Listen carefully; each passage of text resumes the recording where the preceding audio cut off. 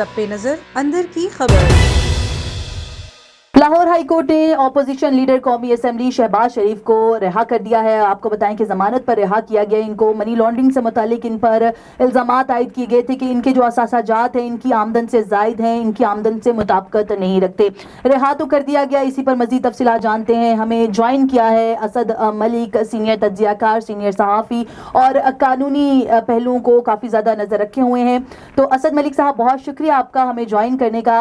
बताइएगा क्या कहेंगे, एक अरसे से आप कोर्ट रिपोर्टिंग कर रहे हैं, कोर्ट के मामलात पे नजर रखे हैं, तो शहबाज शरीफ साहब को जमानत पर रिहा तो कर दिया गया है। इनके जो केस था उसका अगर पस मंजर आप बताएं और अब तक जो है सितंबर से लेकर अब तक क्या क्या इस केस में पेशरफ्त हुई है, अगर उसके हवाले से भी हमारे नाज़रीन को आगाह कर दें। जी नीलम, इसमें इस तरह से था कि ये जो केस था शहबाज शरीफ और उनके अहले खाना पर था, इसके अलावा जो उनके मुबैना बेनामीदार या फ्रंट मैन है उनको भी इसमें वो थे। तकरीबन 10 लोग इसमें मुलजिम थे, जिसमें जो 3 अफराद हैं जो कि जिसमें मियाँ शहबाज शरीफ के साहबजादे सुलेमान शहबाज हैं, वो मफरूर हैं इस केस में।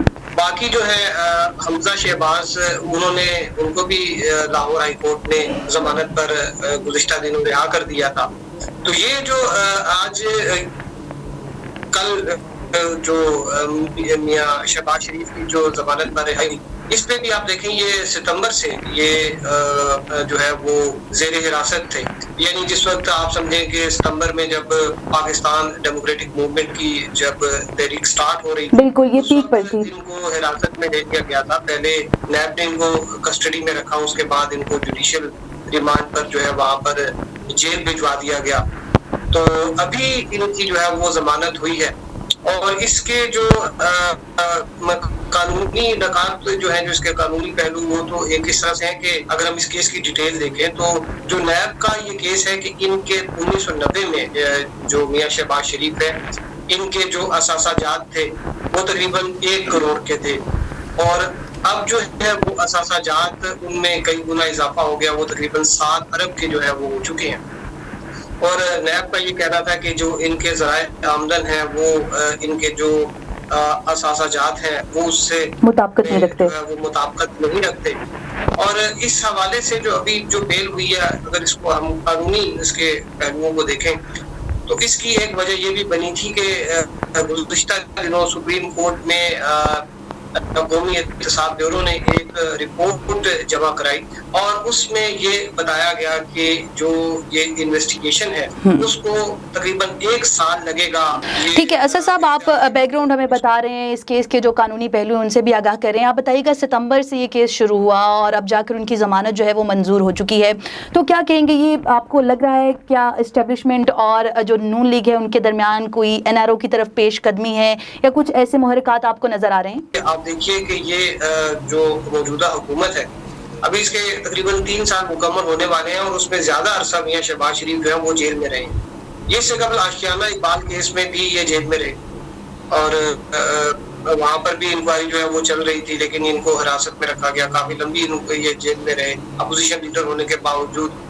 फिर ये अभी सितंबर से, आप देखिए सितंबर से जो है ये तहवील में थे नैब की, इब्तदाई तौर पे नैब ने इनको अपनी कस्टडी में रखा, बाद में जुडिशियल रिमांड पर इनको जेल भिजवा दिया गया। सही है असद साहब, मेरा आपसे तीसरा और आखिरी सवाल, आप बताइएगा कि जमानत तो हो चुकी है, कानूनी एतबार से ये कब तक जो है वो रह सकती है, कितना अरसा जो है ये रह सकती है और इसमें मजीद जो आप कह सकते हैं कि इसको मजीद बढ़ाया जा सकता है या कम किया जा सकता है, उससे मुतालिक कानून क्या कहता है?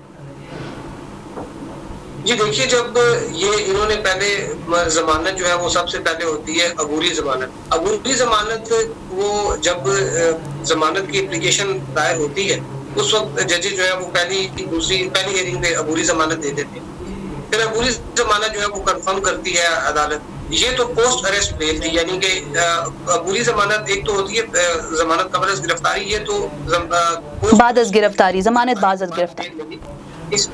इसमें ये होता है कि जब तक जो ट्रायल है वो इस तरह होता है कि जब तक ट्रायल चलता रहता है तब तक बंदा जो है एक्यूज जो है मुलजिम जो है वो बेल पर रहता है।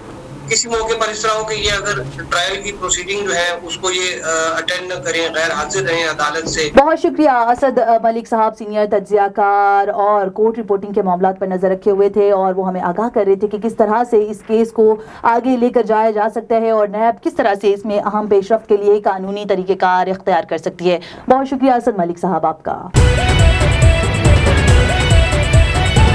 A1 TV, सब पे नजर, अंदर की खबर।